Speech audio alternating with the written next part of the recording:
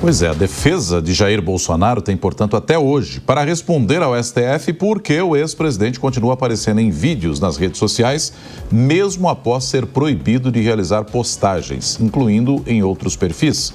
Para aliados, o ex-presidente é alvo de censura. Acompanhe com Janaína Camelo. O ministro Alexandre de Moraes, do STF, deu o prazo de 24 horas, que começou ontem à noite, para que a defesa de Jair Bolsonaro explique por que o ex-presidente descumpriu medidas cautelares impostas a ele na última sexta-feira.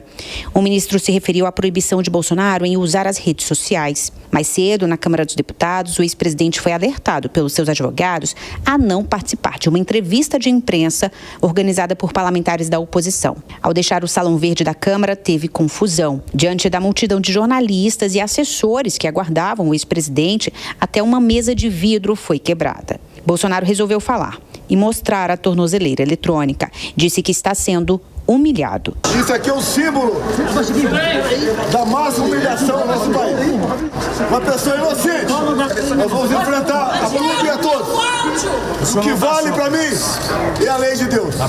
Mais cedo, diante da expectativa de coletiva de Bolsonaro, Moraes reiterou que uma das medidas cautelares é a proibição de utilização de redes sociais diretamente ou por intermédio de terceiros. O ministro continuou escrevendo que a medida inclui, obviamente, transmissões do conteúdo em contas de redes sociais de terceiros para burlar a medida, sob pena de imediata decretação da prisão. A fala de Bolsonaro mostrando a tornozeleira eletrônica foi reproduzida em veículos de imprensa e em redes sociais, incluindo do filho Eduardo Bolsonaro.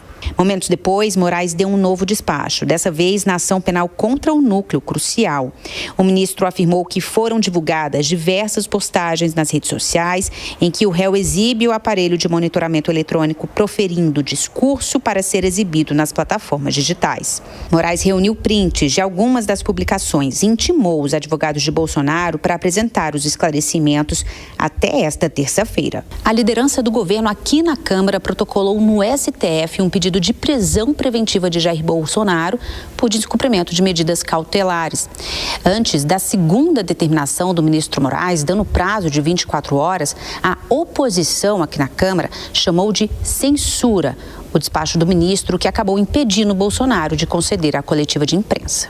A crítica partiu do líder do PL da Câmara, deputado Sóstenes Cavalcante. Nós gostaríamos de esclarecer que o presidente Bolsonaro está no recinto da Câmara dos Deputados, participou de toda a reunião conosco e gostaria muito de falar a toda a imprensa nacional. Entretanto, por mais uma ordem de censura do ministro Alexandre de Moraes, preventivamente, seus advogados, inclusive, o recomendaram não mais falar com a imprensa. Este é o Brasil e a democracia relativa que nós estamos vivendo. Entre as medidas cautelares impostas a Bolsonaro, na última sexta-feira, estão, além de estar proibido de usar as redes sociais, o monitoramento por 24 horas com tornozeleira eletrônica, recolhimento domiciliar entre as 7 da noite às 6 da manhã e não se aproximar de embaixadas, nem ter contato com diplomatas e outros investigados no mesmo processo. Assunto para os nossos comentaristas, a Deise Ciocari e o José Maria Trindade estão com a gente nesta manhã de terça-feira. Zé Maria, vou começar contigo agora.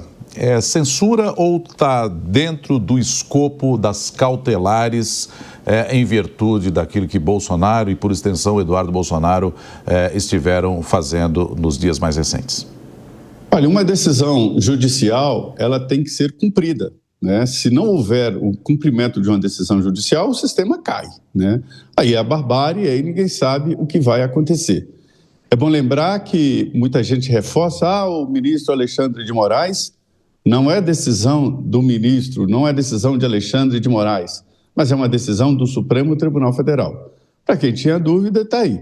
A primeira turma, confirmando com a divergência do ministro Fux, que eu achei muito boa a divergência dele, né? Sobre a não fuga de Jair Bolsonaro. Não há provas de que ele estava fugindo do país, que é um dos pressupostos para colocar essas garantias. E aí o relator, o ministro Alexandre de Moraes, apoiado pela primeira turma, entendeu que não era caso de prisão preventiva, mas impor ali restrições, inclusive esta humilhante tornozeleira eletrônica em um ex-presidente da República e que goza de um respeito muito grande perante a sociedade, né? Então, mas é uma decisão da primeira turma, não é de Alexandre de Moraes e não é também de um ministro, mas do Supremo Tribunal Federal. Só que controlar Jair Bolsonaro, olha, eu acompanhei o governo dele, ninguém controla. Assessores, generais, vários, tentaram dizer, olha, presidente, não faça isso. Ele ia lá e fazia tudo da cabeça dele. Então, a previsão era essa mesmo. Ele está controlado por uma decisão judicial. É uma censura, mas uma censura oficial, uma censura de uma decisão judicial. A Constituição fala da liberdade de expressão e da liberdade também de ir e vir. Mas se alguém for preso, ele não tem a liberdade de ir e vir.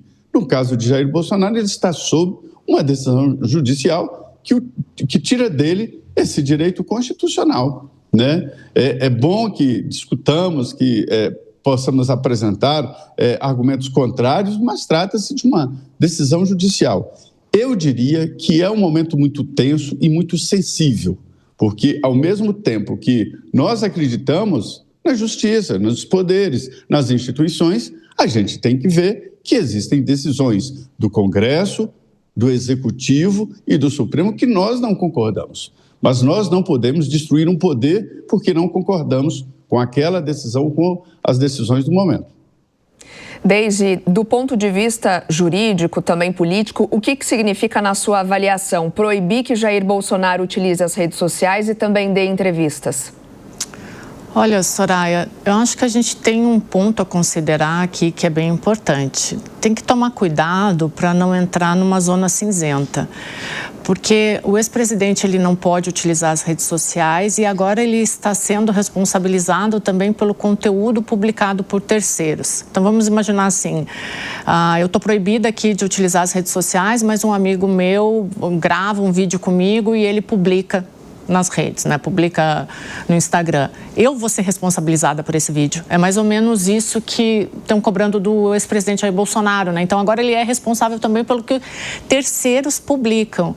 A gente tem que tomar cuidado, eu concordo com o Zé Maria, a decisão judicial é decisão judicial, mas a gente tem que tomar cuidado para não entrar numa zona onde o STF, além de vigiar, ele começa a partir para um silenciamento político, né? Porque você começa a proibir a utilização de redes sociais, começa a proibir a divulgação de entrevistas antes de saber qual é o conteúdo. Então eu acho que tem um limite aí que ele precisa ser observado com muito cuidado, né? Então, ok, a decisão judicial tem que ser respeitada, mas a gente tem que tomar cuidado para não silenciar atores políticos, porque senão isso no futuro pode acabar virando normal e aí é silêncio completo, né?